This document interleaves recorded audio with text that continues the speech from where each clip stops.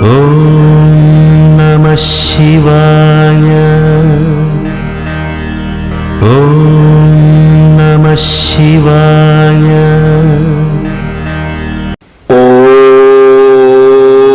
ओम श्री गुरुवे नमः।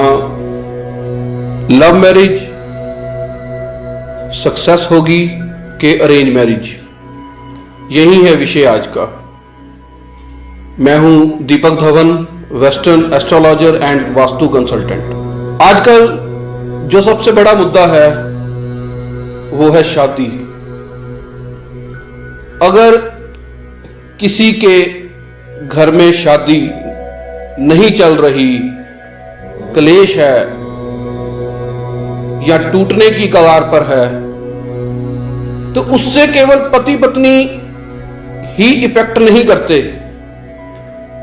दो परिवार और एक परिवार में पता नहीं 50% हैं, 20 हैं, 30 हैं, सब इफेक्ट करते हैं। जब प्रॉब्लम आती है तो दोनों तरफ से टेंशन होती है। कारण कुछ भी हो, चाहे गलती लड़के की हो या लड़की की हो, लेकिन एस्ट्रोलॉजी एक ऐसा माध्यम है जिससे कि हम शादी से पहले ही ये जान सकते हैं कि इन दोनों के बीच अंडरस्टैंडिंग बनेगी कि नहीं। अगर हम बात करें लव मैरिज की, तो उसमें हम 5वां घर देखते हैं। किसी की भी कुंडली में 5वां घर उसकी लव मैरिज को देखने का सबसे बढ़िया योग है। लेकिन इसके अलावा सूर्य भी सबसे इंपॉर्टेंट रोल अदा करता है किसी की लव मैरिज के लिए। अगर आपका सूर्य कहीं इफेक्टेड है, उसको नेगेटिव योग मिल रहे हैं, आस्पेक्ट गलत मिल रहे हैं, तो भी आपकी मैरिज जो लव मैरिज है वो सक्सेस नहीं होगी। कई बार क्या होता है कि योग कुछ और दर्शा रहे हैं। हमारे पास भी ऐसे कई क्लाइंट आते हैं कि हम उनको क्लियर बोलते हैं कि आपकी कुंडली में लव मैरिज का योग नहीं है,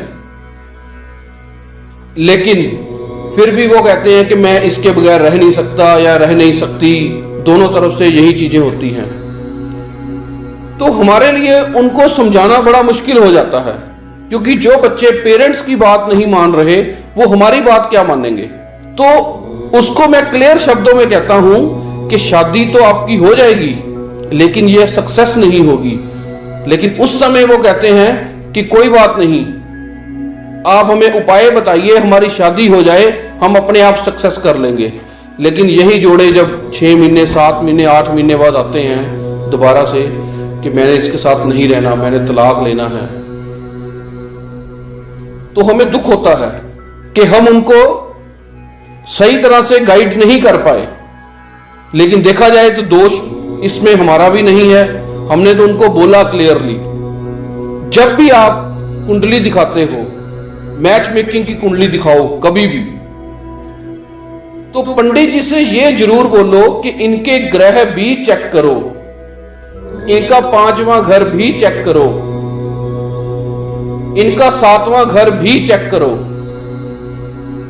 तभी वो पता चलेगा कि लव मैरिज सक्सेस होगी कि नहीं होगी। एक छोटी सी चीज बताता हूं कि अगर किसी लड़के के घर में या लड़की के घर में पीठ के रिलेटेड प्रॉब्लम है, हार्ट के रिलेटेड प्रॉब्लम है, पैर दुखते हैं, तो ऐसे घर में देखा गया है कि मैरिज लाइफ जो लव मैरिज है उसके रिलेटेड प्रॉब्लम रहती ही रहती है। तो ग्रह हमें एक इंडिकेशंस देते हैं। अगर कोई लड़का है या लड़की है, अगर उसके पैरों में दर्द रहता है या उसकी पीठ में प्रॉब्लम रहती है, तो उनको लव मैरिज से परहेज करना चाहिए। तो ऐसे लोगों की लव मैरिज सक्सेस नहीं होगी। जो ज्यादा रोते रहते हैं उनकी भी मैरिज लाइफ सक्सेस नहीं होती। ये प्लैनेट्स हमें इंडिकेट करते हैं, क्लियरली बताते हैं कि ये चीज आपके लिए अच्छी है कि नहीं, सिर्फ हमें पढ़ना आना चाहिए। दूसरी बात है कि अरेंज मैरिज सक्सेस होगी कि नहीं होगी, ये भी हम अपनी कुंडली से देखते हैं।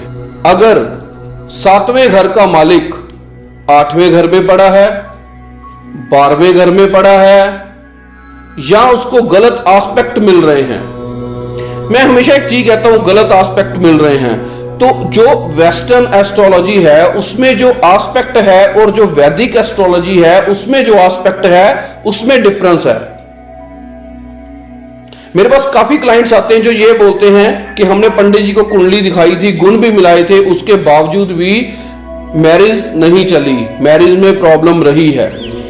तो एक बहुत बड़ी चीज है वैदिक एस्ट्रोलॉजी और वेस्टर्न एस्ट्रोलॉजी में कि दोनों में हम एक 3 प्लैनेट्स को नहीं देखते। वैदिक एस्ट्रोलॉजी में यूरेनस, नेपच्यून और प्लूटो को। जब इन प्लैनेट्स का वजूद है, जब वैज्ञानिकों ने इसको मान लिया है, जब नासा ने इसको मान लिया है, तो हम इसको क्यों नहीं मानते, हम इसको अपनी लाइफ में इतना इंपॉर्टेंट रोल क्यों नहीं देते। वेस्टर्न एस्ट्रोलॉजी में हम इन प्लैनेट्स को भी इक्वल स्थान देते हैं जैसे हम सूर्य, चंद्रमा या राहु केतु को देते हैं।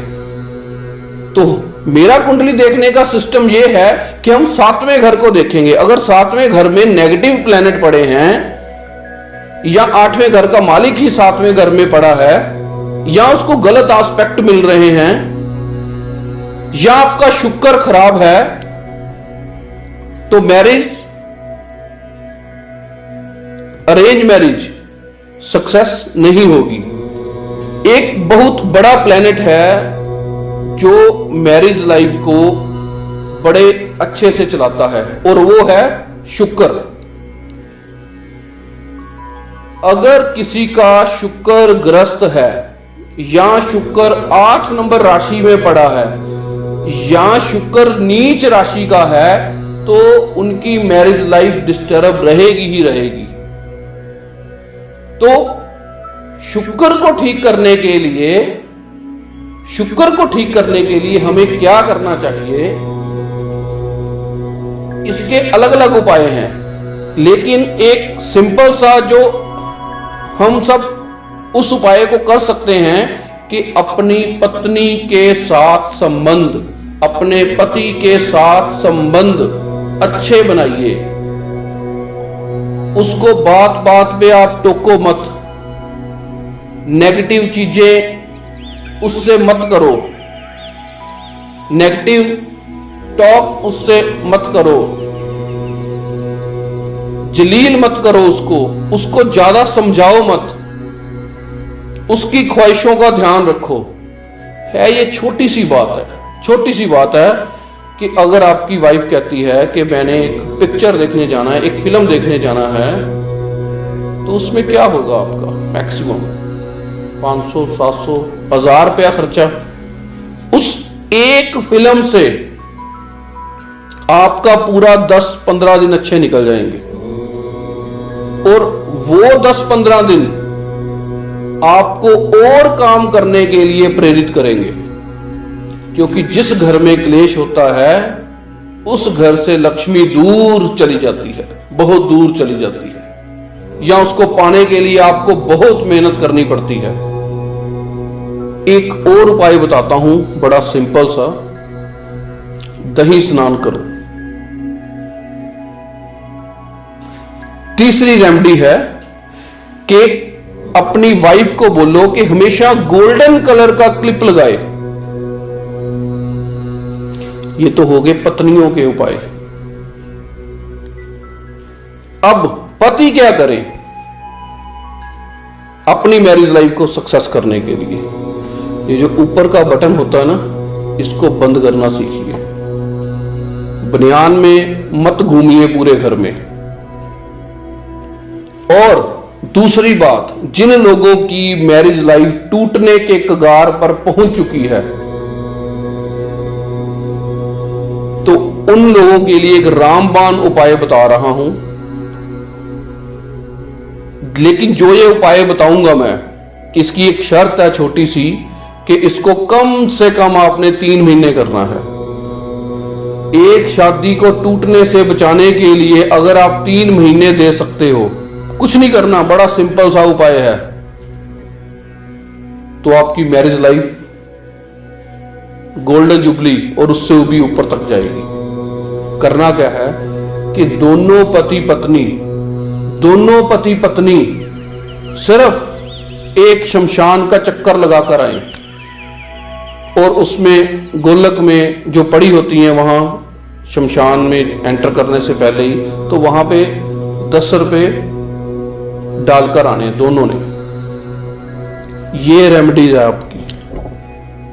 इस उपाय को आप 3 महीने कर लो, हफ्ते में 1 बार कर लो, हफ्ते में 2 बार कर लो, और 3 महीने बाद मेरा नंबर नीचे आ रहा है, इसी नंबर पे मेरे को बताओ कि आपको रिजल्ट मिला कि नहीं। बगैर कुंडली देखे बता रहा हूं आपको। ये एक रामबाण औषधि है। इस उपाय को आप कर लोगे तो मैरिज लाइफ आपकी सक्सेस होनी शुरू हो जाएगी। आपको पता लगना शुरू हो जाएगा कि मैं जो बात करता हूं या करती हूं,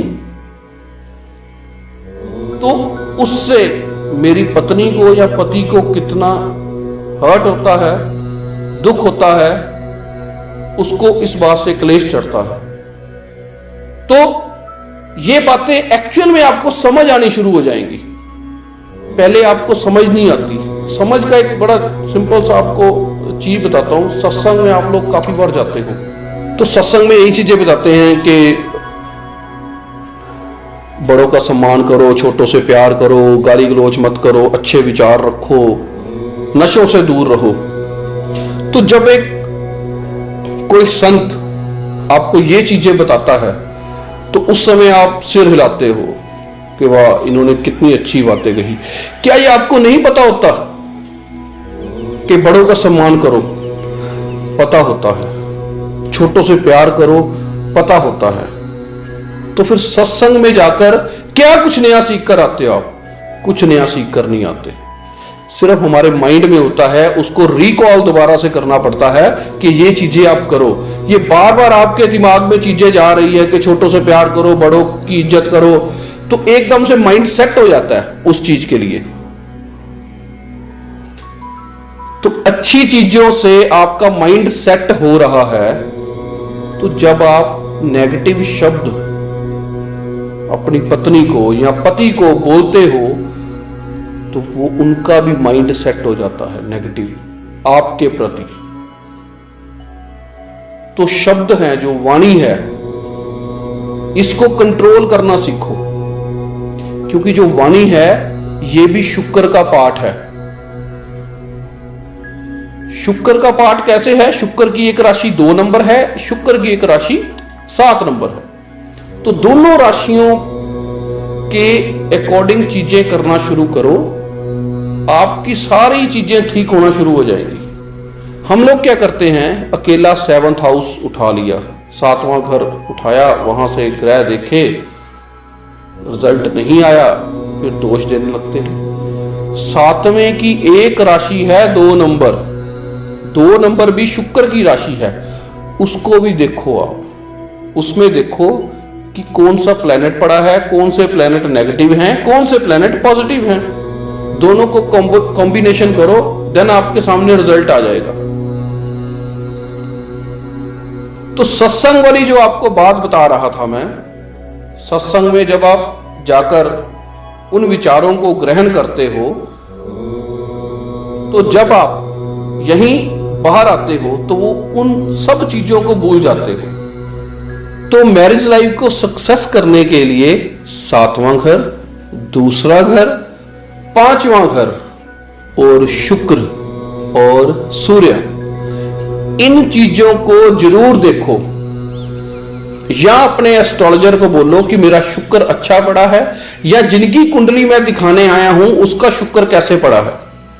अभी मेरे पास पीछे एक कुंडली आई थी, तो जब मैंने लड़का आया था मेरे पास, तो जब मैंने उसकी कुंडली देखी, चार्ट देखा मैंने, तो लड़की का गुरु भी नीच, शुक्र भी नीच, उसका मंगल भी नीच, एक प्लेनेट और नीच था उसका, आई थिंक सूर्य, शायद सूर्य था नीच। तो जब मैंने ये देखा कि इस लड़की के 4 प्लेनेट नीच के पड़े हैं, तो मैंने लड़के को पूछा कि मैं आपको क्या बताऊं, कुंडली का एनालिसिस बताऊं कि गुण बताऊं? तो उन्होंने बोला कि आप सिर्फ ना मेरे को गुण बताओ, पर मेरी नेचर है, मैं किसी को अंधेरे में नहीं रखता। तो मैंने उसको क्लियर बोला कि ऐसा है कि इस लड़की से शादी करोगे तो सारी उम्र रोओगे। तो वो बोलता नहीं जी, मैंने तो इसी से शादी करनी है। और जब मैंने लड़की का टेवा तो देखा, मैंने उस लड़के का भी टेवा देखा, उसका 5वें घर में सूर्य नीच का पड़ा था। तो लव मैरिज करेगा तो सारी उम्र पछताएगा, पर अभी उसको समझ नहीं आ रही, क्योंकि जब सूर्य नीच हो जाता है, जब सूर्य नीच हो जाता है तो एक्चुअल में जो इमोशंस होते हैं वो बहुत ज्यादा प्रबल हो जाते हैं। यानी इमोशंस की बाढ़ में पर्सन बहना शुरू कर देता है। तो वो इतना ज्यादा इमोशनल हो जाता है, उसको नेगेटिव पॉजिटिव कुछ नहीं पता चलता। तो जब मैंने उसको बोला कि आपने इससे शादी नहीं करनी, तो उसने एक मेरे को क्वेश्चन किया, बड़ा अच्छा सा क्वेश्चन किया कि क्या दीपक जी, इससे अगर मैं शादी नहीं करता तो क्या इससे कोई भी शादी नहीं करेगा? तो इसकी कुंडली ऐसी ही है। तो मैंने उसको क्लियर शब्दों में बोला कि जितने भी पर्सन वर्ल्ड में हैं, ये जरूरी नहीं कि सबकी शादी हो। इसकी कुंडली में कुछ और अच्छे योग हैं, लेकिन इसका शादी का योग नहीं है। ये कम से कम 2 या 3 शादियां करेगी, और उसमें भी सफलता मिलने की संभावना बहुत कम है। तो इसलिए अपनी लव मैरिज को आगे ले जाने से पहले कृपया किसी एस्ट्रोलॉजर के पास जाकर कुंडली और चार्ट अपना और जो आपका होने वाला पति या पत्नी है उसका जरूर दिखाइए, कि आपको क्लियर नॉलेज मिल जाए या पता चल जाए कि मेरी लाइफ में लव मैरिज है भी कि नहीं। धन्यवाद।